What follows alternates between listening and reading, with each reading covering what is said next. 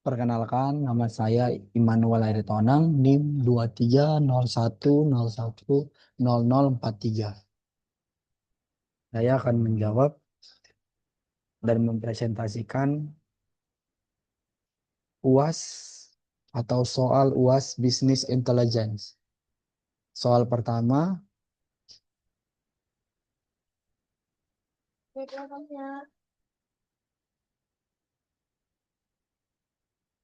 jelaskan tahap-tahap pengelolaan data dalam Business Intelligence. Pertama-tama kita fokus pada pengambilan data dari berbagai sumber yang berbeda, serta dikumpulkan data tersebut harus diintegrasikan dan distandarisasi agar tetap konsisten dan seragam. Data yang sudah diintegrasi disimpan dalam database khusus yang dirancang untuk keperluan analisis Business Intelligence atau BI, yaitu data warehouse dan data mars. Di sini nantinya proses extract, transport, and load ETL akan digunakan untuk memindahkan data dari sumber asli ke data warehouse atau data mars, sehingga data tetap berkualitas dan konsisten. Selanjutnya data dianalisis untuk memahami karakteristik, mengidentifikasi pola, nilai yang tidak normal atau anomali, dan data yang hilang. Tujuannya adalah untuk membersihkan data secara semantik dan mempersiapkannya untuk proses pemodelan lebih lanjut. Setelah itu dilanjutkan dengan pemilihan fitur yang paling relevan dalam mendukung analisis BI. Atribut yang tidak bermanfaat dapat dihilangkan sehingga efisiensi dari algoritma pembelajaran meningkat. Selain itu, proses transformasi data seperti normalisasi juga dilakukan untuk meningkatkan akurasi dari model tersebut. Lalu data hasil transformasi digunakan untuk pengembangan model matematika serta algoritma pembelajaran untuk mengekstrak pengetahuan dari data. Model yang digunakan dapat berupa model prediktif seperti regresi dan klasifikasi, atau model pengenalan pola seperti aturan asosiasi atau clustering. Setelah model selesai dikembangkan dan diverifikasi, model tersebut digunakan untuk membuat prediksi atau menginterpretasikan pola yang ditemukan. Prediksi dapat berupa angka seperti perkiraan penjualan atau kategori seperti apakah pelanggan akan berhenti menggunakan layanan. Soal kedua, jelaskan tahap output data dari BI menjadi decision support. Pertama-tama, sistem BI menghasilkan berbagai jenis output mulai dari laporan singkat, dashboard interaktif, hingga hasil prediksi dan pola yang terdeteksi. Output ini merupakan data yang telah diproses, dianalisis, dan diartikan menjadi informasi yang bermakna serta pengetahuan yang bisa diperlakukan. Selanjutnya, output BI disajikan kepada para pengambil keputusan melalui antarmuka yang intuitif dan mudah dipahami, seperti dashboard, laporan, atau visualisasi data. Tujuannya ialah untuk membantu mereka memahami situasi bisnis secara cepat dan tepat. Dengan begitu, BI memberikan dukungan pasif dengan memungkinkan pengambilan keputusan, mengakses informasi secara cepat dan fleksibel. Ini membantu mereka memverifikasi gagasan awal atau memperoleh gambar umum tentang kondisi saat ini. Selain memberikan informasi, BI juga memberikan dukungan aktif melalui model prediktif dan optimasi. Model ini bisa mengidentifikasi peluang, memprediksi hasil dari berbagai skenario, atau bahkan merekomendasikan tindakan terbaik. Dengan informasi yang akurat dan dukungan dari model yang canggih, pengambilan keputusan dapat membuat keputusan yang lebih efektif dan tepat waktu. Mereka bisa menganalisis lebih banyak opsi, mencapai kesimpulan yang lebih tepat, serta merespon perubahan pasar secara lebih cepat. Hasil dari keputusan yang diambil dan tindakan yang dilakukan kemudian diukur dan dievaluasi. Data kinerja tersebut menjadi umpan balik yang dimasukkan ke dalam sistem BI.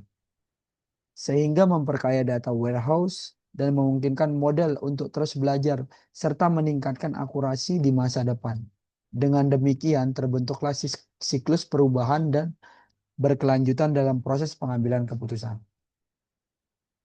Soal ketiga, jelaskan kriteria utama dalam visualisasi data dan berikan contohnya. Yang pertama, akurasi. Visualisasi harus menampilkan data secara tepat tanpa adanya perubahan bentuk dan pemahaman yang salah. Contoh dalam grafik batang yang menampilkan tingkat penjualan produk tinggi dari setiap batang harus benar-benar mencerminkan volume penjualan. Jika batang A 2 kali lebih tinggi dari produk B, maka penjualan produk A harus benar-benar 2 kali lipat dari produk B. Clarity. Visualisasi harus mudah dipahami dan bisa diinterpretasikan secara langsung. Contoh, dalam grafik garis yang menampilkan tren pendapatan bulanan, sumbu X dan Y. Harus memiliki label yang jelas, misalnya bulan dan pendapatan. Judul grafik sebaiknya juga informatif, misalnya tren pendapatan bulanan 2023. Jika ada beberapa garis, legenda harus mencantumkan informasi yang jelas seperti pendapatan produk A dan pendapatan produk B. Efisiensi. Visualisasi harus mampu menyampaikan informasi secara cepat dan jelas tanpa terlalu banyak perhitungan. Contoh, alih-alih menggunakan tabel dengan banyak angka, headmap bisa menampilkan pola hubungan antara berbagai variabel dalam bentuk gradasi warna yang menyederhanakan perhitungan pengguna, memudahkan dalam menemukan hubungan korelasi yang kuat atau lemah. Relevansi. Visualisasi harus memenuhi tujuan dari analisis dan pertanyaan bisnis yang ingin dijawab.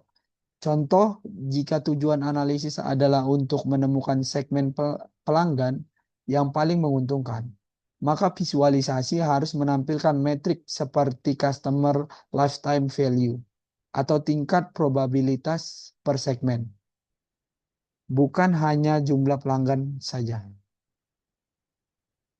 Soal berikutnya, jelaskan jenis-jenis visualisasi data yang disediakan oleh platform tabel dan dalam hal keuntungan dan kelemahannya. Yang pertama ada bar chart atau grafik batang. Keunggulan dari bar chart ialah grafik ini mudah dibaca dan dipahami, bahkan oleh orang yang tidak mengenal latar belakang teknis. Contoh digunakan untuk menunjukkan peringkat atau perbandingan nilai antar kategori. Kelemahan dari bar chart ini tidak efektif untuk menunjukkan tren waktu yang berkelanjutan atau hubungan antara variabel yang kompleks. Yang kedua ada scatter plot. Keunggulan dari scatter plot ini sangat baik untuk menunjukkan hubungan dan korelasi antar dua variabel numerik. Kelemahan dari sistem ini, jika terlalu banyak titik data yang tumpang tindih atau overplotting, maka grafik sulit dibaca. Yang ketiga ada line chart, grafik garis. Keunggulan dari line chart atau grafik garis cocok digunakan untuk membandingkan kinerja beberapa kategori atau metrik dari waktu ke waktu. Kelemahan dari line chart ini kurang cocok untuk membandingkan nilai distrik antara kategori yang pada satu titik waktu. Yang keempat, pie chart atau grafik lingkaran. Keunggulan dari pie chart ini mudah dipahami secara sekilas untuk perbandingan bagian keseluruhan. Kelemahannya tidak efektif untuk membandingkan ukuran segmen yang hampir sama. Yang kelima ada heat map. Keunggulan dari heat map tersebut efektif untuk menunjukkan intensitas hubungan antara dua atau lebih variabel dengan warna. Kelemahannya sulit untuk mengetahui nilai numerik yang tepat dan penggunaan interpretasi harus hati-hati pada warna. Soal berikutnya, carilah dari sumber online contoh suatu institusi atau company yang menampilkan visualisasi diakses secara umum dan jelaskan outcome dari visualisasi yang ditunjukkan. Institusinya Our World in Data.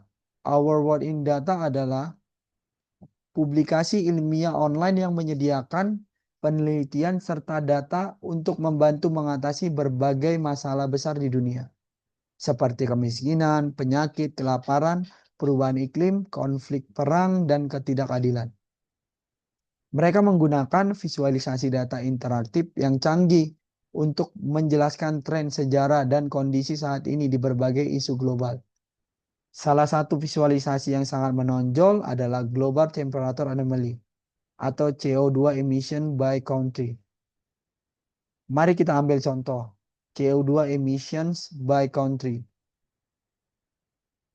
Di web World in Data CO2 emission, visualisasi ini biasanya berbentuk grafik atau garis interaktif yang menampilkan jumlah emisi CO2 tahunan dari berbagai negara atau wilayah di sepanjang waktunya.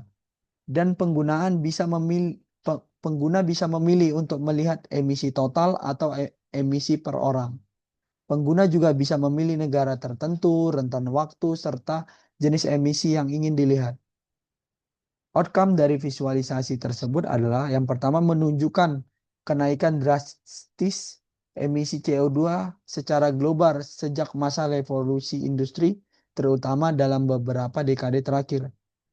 Kedua, pengguna dapat membandingkan kontribusi emisi CO2 agar negara maju dan negara berkembang dan melihat bagaimana kontribusi mereka berubah seiring waktu.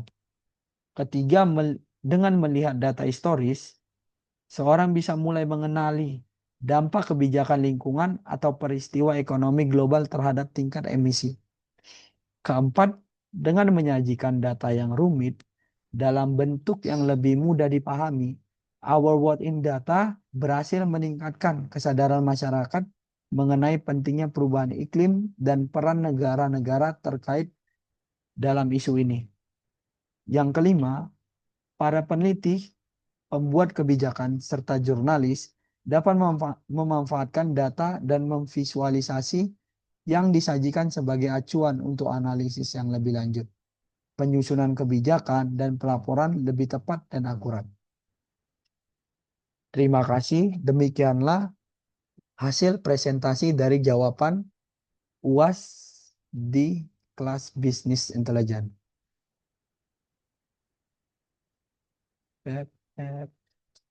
Stop dulu, stop record. Pause ya. Stop record.